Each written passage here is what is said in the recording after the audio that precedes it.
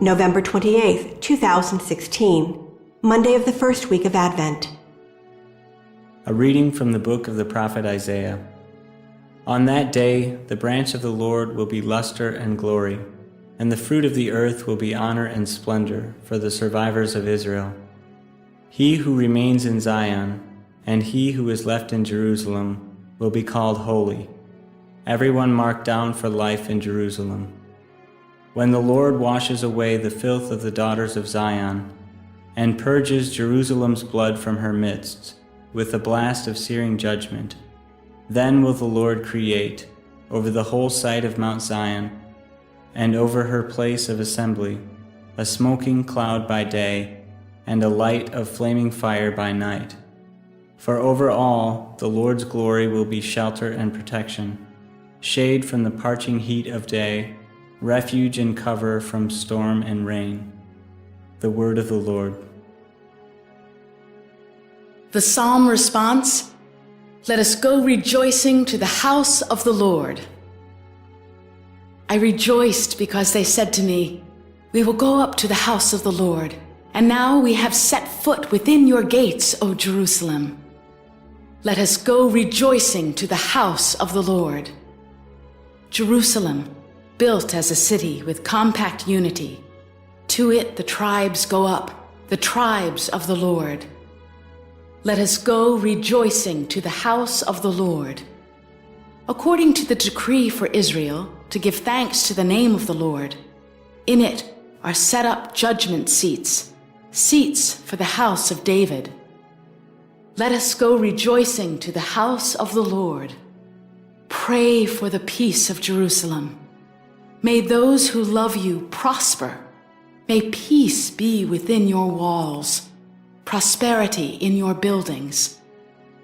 Let us go rejoicing to the house of the Lord.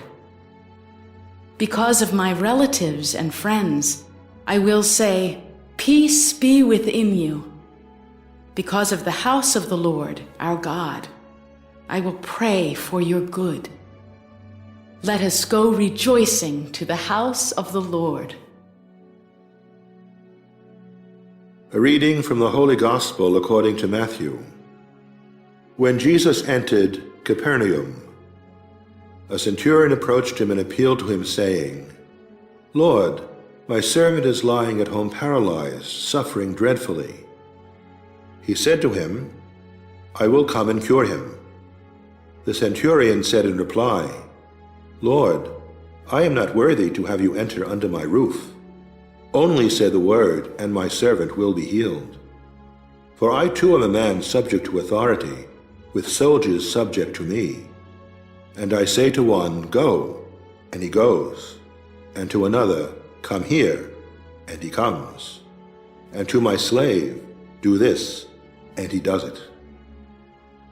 When Jesus heard this, he was amazed, and said to those following him, Amen, I say to you, in no one in Israel have I found such faith. I say to you, many will come from the east and the west, and will recline with Abraham, Isaac, and Jacob at the banquet in the kingdom of heaven.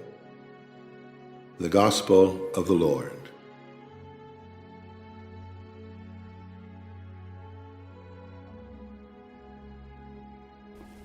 November 28th, Monday of the first week of Advent.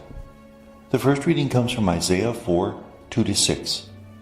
It speaks about a time of restoration when the people of Israel will be guided by the Lord, that He will cleanse us from our sins.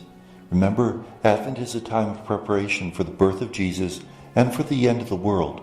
We want to be purified. We want to be ready for these events. And the only one who can truly purify us is Jesus. So He will cleanse us through His blood, and we will dwell upon Mount Zion. We will dwell with the Lord. And in fact, God will guide us, a cloud by day and a fire by night. Remember how the Israelites were guided in the Exodus experience by the Lord. And in that event, they trusted upon the providence of God totally, because they were in such desperate straits, not having food, not having water, not having protection against their enemies, that it was only through the providence of God that they could survive. Likewise, we will dwell with the Lord. He'll provide our sustenance. He'll provide our protection. So much so that the glory of God will dwell under a canopy in a tent.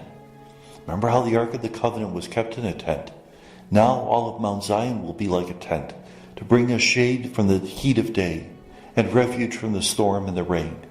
That if we dwell in God, we will be protected. We trust. The Gospel is from Matthew 8, 5 to 11. We've entered year A of the lectionary, which really emphasizes the Gospel of Matthew. And so we'll be hearing the message of Matthew all throughout this year in a special way. Matthew is a very Jewish Gospel, and yet in today's reading we hear about a centurion, a pagan who led some of the troops of Rome, and he has a servant who's in great pain. He's paralyzed. So he comes to Jesus and asks that Jesus heal him. Well, Jesus is getting ready to go to his house, which involves a certain difficulty because entering the house of a centurion, a pagan, would make Jesus unclean. The centurion recognizes this and says that he's not worthy to have him come. He knows about giving orders. He understands that Jesus could simply say, "Be healed," and the man would be healed from a distance. And so that's what Jesus does. And Jesus marvels at the faith of this man, who's not an Israelite, not one of the chosen, but expresses a greater faith than many of the people of Israel. And may God bless us.